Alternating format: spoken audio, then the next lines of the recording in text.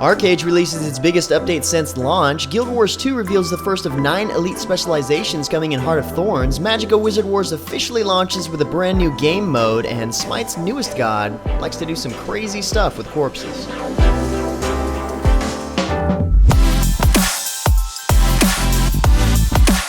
What's happening, guys? James Blonde here with MMOHuts.com with a quick weekly recap for MMO news and announcements of the week ending May 4th, 2015. And starting off this hefty week of news is this awesome new trailer for Warface showcasing the Operation Endless Skies update that delivers 5 brand new maps to the game, each one offering unique gameplay challenges and a distinctive visual style inspired by the landscapes of the African continent. Some of this stuff actually kind of looks like Far Cry 4, to be honest. Tons of new co-op content is now available with this update, letting players battle beneath the blazing sun as they lock horns with the Blackwood across canyons, jungles, and some pretty impressive looking structures. Crazy big update to Warface, and they've got a boatload of visual info on it at warface.com. And on that note, Armored Warfare announced its first early access test to start on May 27th and run through June 3rd. A limited selection of players that have applied for the beta testing will be randomly chosen to participate in the 1-week-long beta test, or you can guarantee access by picking up one of the Founders Packs that were also announced last week. The first early access test is just one of several tests that will eventually lead to the open beta. This first early access test will feature PvP battles across 4 maps with uniquely different climate zones and settings, from port area in desert sands to a snow-covered town. 38 modern vehicles from 6 tiers will be available for testing right off the bat. Check out the site post at the new MMOHuts.com for all the details. Recently, World of Warships showed us just how devastating torpedoes can be, identifying their strengths and weaknesses. And this past week, they've released 2 new Naval Academy videos showcasing how aircraft carriers operate in the game, as well as the type of aircraft that they can control. The carrier's visual setup in the game is completely different than the other ship types. Just like the artillery tanks in World of Tanks, it's a top-down view and relies heavily on the mouse for not only ship movement, but also aircraft movement.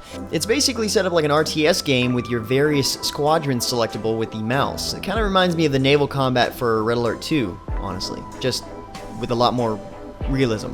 Deciding on what type of planes to send out is also very important, whether it be bombers, dive bombers, or fighters, which can also help against enemy aircraft, among other things.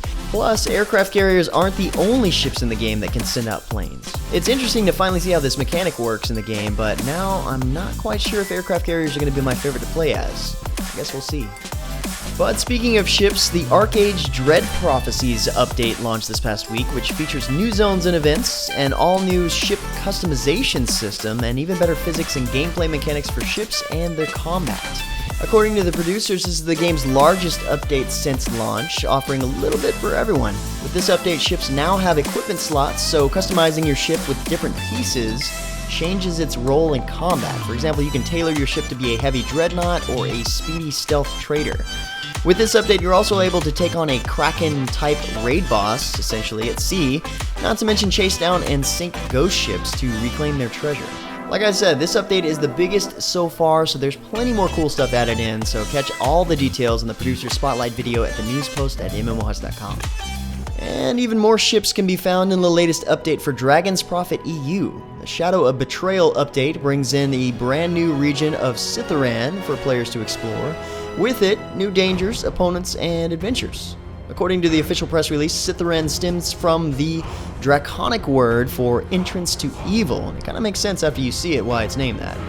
With this new region consisting of several dangerous places, like the toxic waters of the Tainted Lagoon and the Black Tower, players can expect to see 2 new adventure dungeons, 1 raid dungeon with this crazy-looking boss to fight, but also new tameable dragons and, of course, new armor items as well. Sitharan is now open for all players starting from level 102 and reaches the new level cap of 105.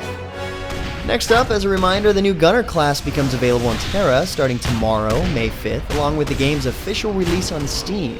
So the Gunner is a nice change from the other ranged DPS classes in the game, feeling a little bit more like a third-person shooter-type character that not only destroys enemies with her big-ass arc cannon, but also summons a companion bot that can heal her as she takes damage, as well as a turret that does some of her dirty work. The damage is real here. Unfortunately for some, the class is restricted to female high elves and castanics only, But on the bright side, if you don't mind this race and gender lock, you can start this class from level 1, unlike the Reaper. If you haven't already, check out my recent Gunner preview video to see what the new class offers. On a similar note, Echo of Soul starts up its closed beta today, May 4th. Like I mentioned in the past, they're letting in people who have signed up for the closed beta randomly, as well as those who have bought Founders Packs. Knowing Area Games, the closed beta period will probably be fairly short, and the open beta will follow quickly behind it, and hopefully we can have some closed beta keys to give you guys in the meantime. I can say, though, it has been a very popular trend for free-to-play games to push Founders Packs for a while these days, so who knows? You might also notice from the video playing in the background that they released the Sorceress class overview this past week. This magical genius can specialize as a Fire Mage, which focuses on burst magic damage utilizing the power of fire marks in order to inflict maximum damage, or the Frost Mage, which focuses on crowd control, hindering enemies' movements to control the battle. Next up, may the 4th be with you, Star Wars fans. Star Wars The Old Republic is giving away the M4-1S Astromech droid to the entire community in honor of the fan-recognized Star Wars holiday. The thing is, you've got to log in by today, May 4th, in order to get them.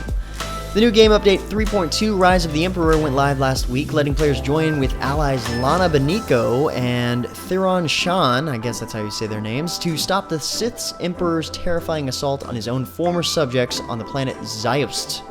A level cap of 60, which is included with the purchase of the latest story expansion, Shadow of Revan, is required to access the new storyline and area in this update 3.2, so definitely keep that in mind. But regardless, the trailer is awesome. ArenaNet is giving players access to closed beta events for Guild Wars 2 Heart of Thorns, and doing so in a pretty interesting way. For a limited time, rare portals will drop from enemies in Drytop and Silver Wastes, and looting these will grant you access to the next Heart of Thorns beta event by flagging your account for it. Kinda cool, honestly. That's one way to get a beta key for something. But beyond that, ArenaNet also unveiled the first of 9 elite specializations coming to the new expansion.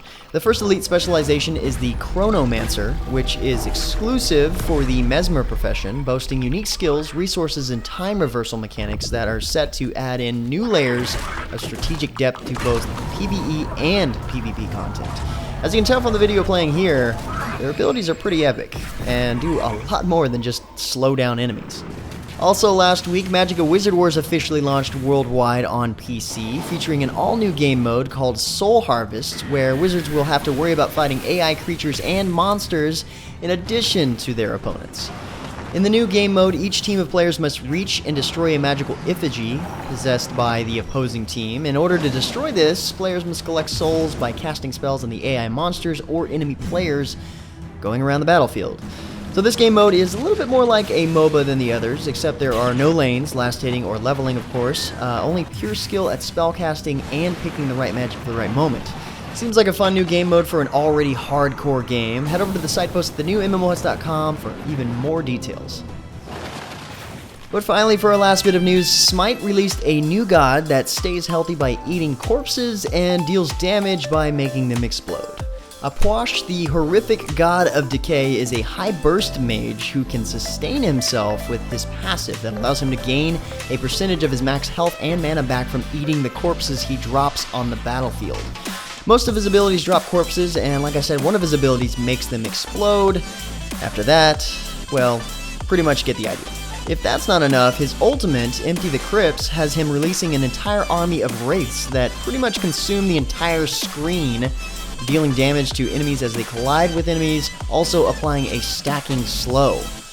That's pretty rough for the receiving end of that ass-kicking, to be honest. There are a couple of item changes and add-ons in this new patch, along with the new achievements system added in, better organization of the cash shop, and of course, several new skins, including the new Bastet skin that will have you puking cuteness and sunshine. Bastet's cats actually turn into kittens that fart rainbows. Much needed.